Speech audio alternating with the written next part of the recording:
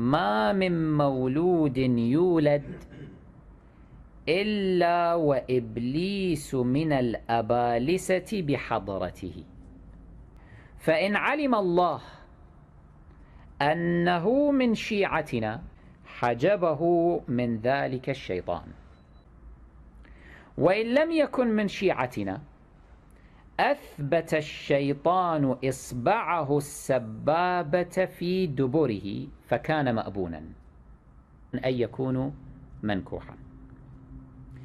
فإن كان امرأة أثبت في فرجها، وضع إصبعه السبابة في فرجها فكانت فاجرة، فعند ذلك يبكي الصبي بكاء شديدا إذا هو خرج من بطن أمه.